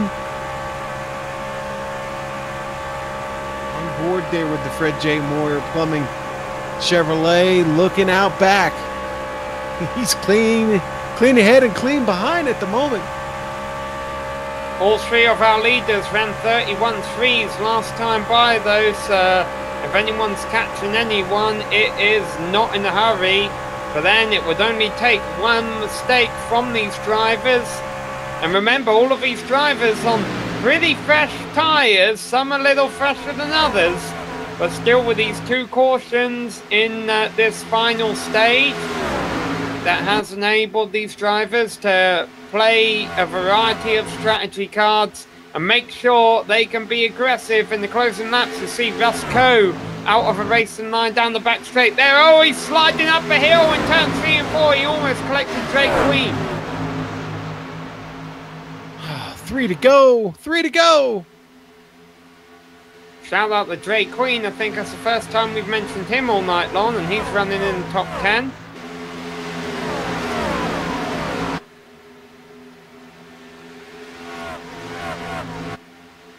Boy, what a mix. Sean, you got Callis and Hartman here. Callis, slips it in there. Hartman's going to let it go. Boy, that was looking a little risky there for a moment. Give Callis 6th. Yeah, he's got a problem. Yeah, damage from earlier might be a bit worse than we thought. But boy, we keep saying Talladega's going to be a crapshoot. What about last week's race at Mosport, this week's race here at Vegas? Chris Scala, just 1 lap. Oh, no! 1.5 miles away from victory as they go by the lap truck of Mike Donahue. Oh, here comes Joe Johnson, Sam. Yeah, he really got a nice run on him. Scala did not catch Donahue. Had a good place there. Now, Joe Johnson is not a playoff driver, but he could still stop, and he's going to get to the back of Scala. Yeah. Oof. Scala did a nice job at holding on to that. He has a desired line to turns 3 and 4, but Johnson gonna go up alongside him nonetheless. A rub fenders. Scala using the apron, show the way around. He's gonna win the race. And Steve Seegers is gonna come up just short of picking up second. And Scala, after being on the outside, looking in the points, heading into tonight, is going to win and lock himself into the second round of the playoffs. And that's how you recover, Sam.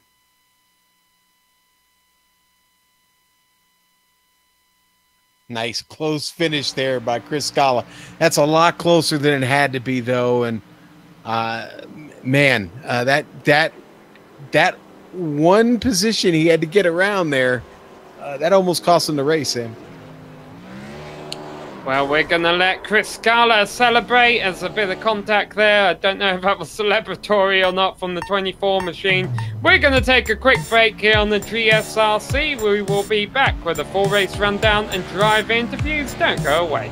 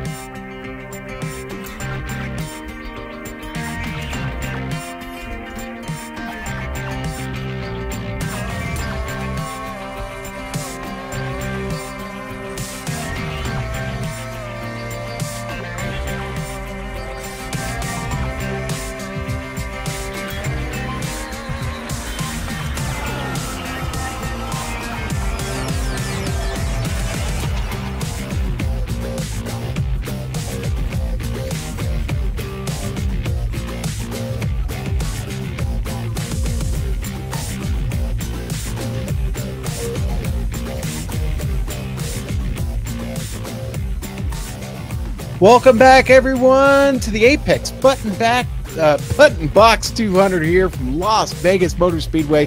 Sam has stepped away and into his IndyCar for the Lionheart IndyCar Series coming up from Texas Motor Speedway here in just a few minutes. Now, listen, we just saw a great race here, kind of a surprise winner in Chris Scala. Let's run down the results. Scala gets the big win tonight in the Fred J. Moyer Plumbing Chevrolet truck. Joe Johnson going to come home in second. Both of them come from fairly deep in the pack. Steve Seeger is going to finish third. Fourth going to go to Jeff Martin. Martin, who had really spent a lot of time in the middle of the pack, gets a top 5 here at the end. David Gervais, we didn't talk about it much, but David has a heck of a run tonight, finishing 5th. Sean Callis gets the 43 there in 6th.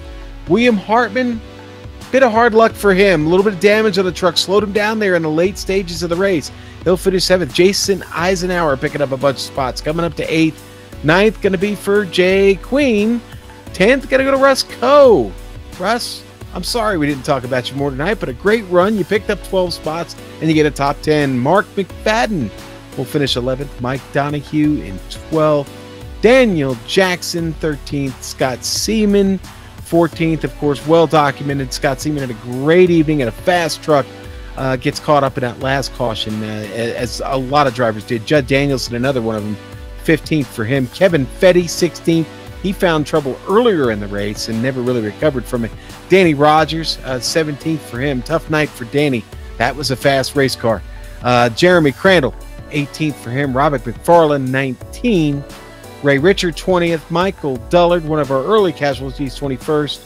22nd for Gerald Heffley. And Ralph Vorst was the first driver out this evening. And again, a great race here from Las Vegas Motor Speedway. But we got to talk to the winner here real quick. Caught up down here in Victory Lane with Chris Scala, driver, the number 5, Fred J. Moyer Chevrolet Toyota.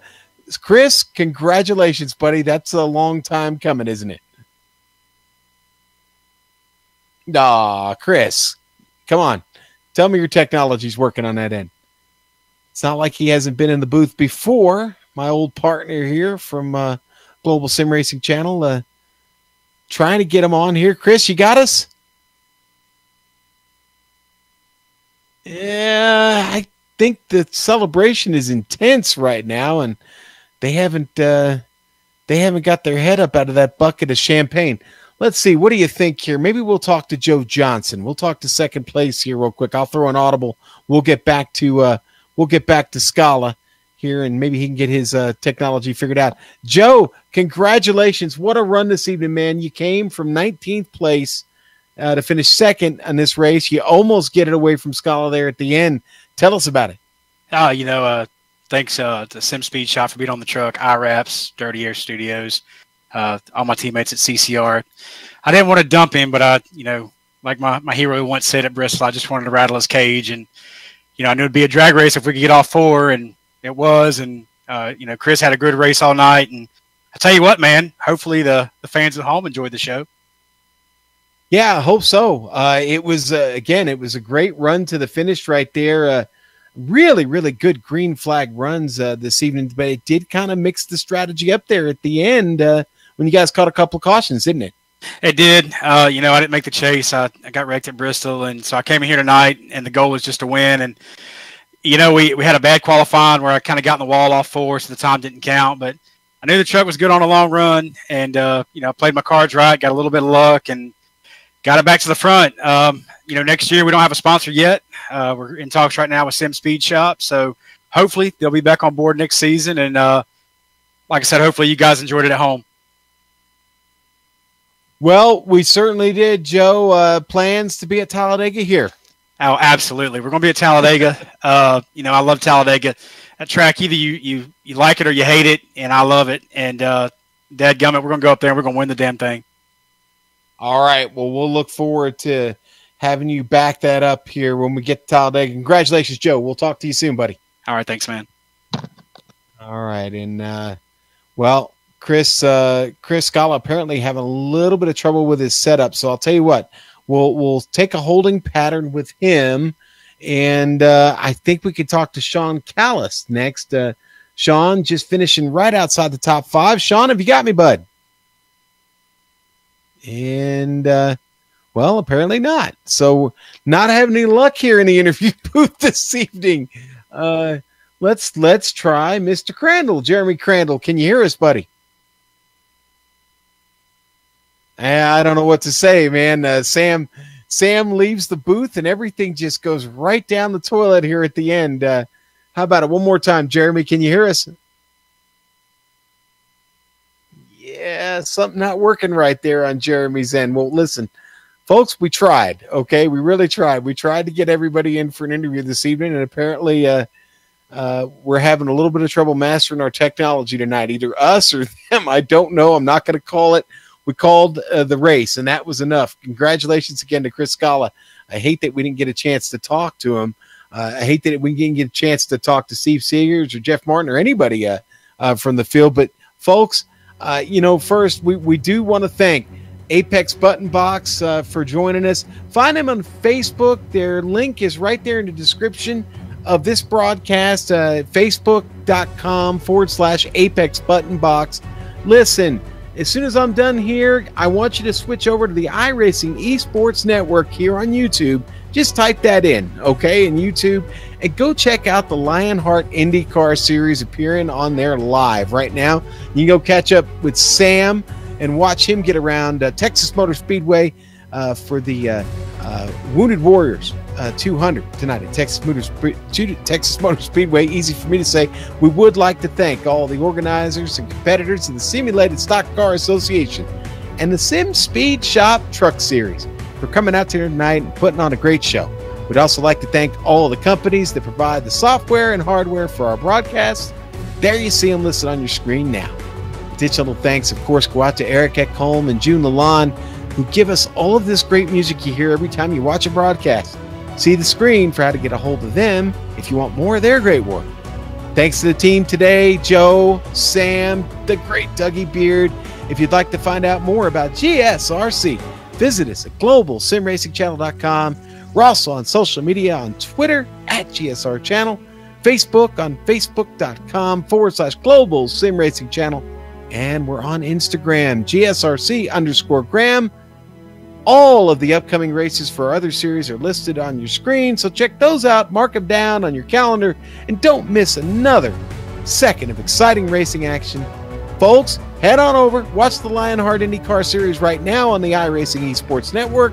Until next time, race clean, race hard, and we'll see you on the track.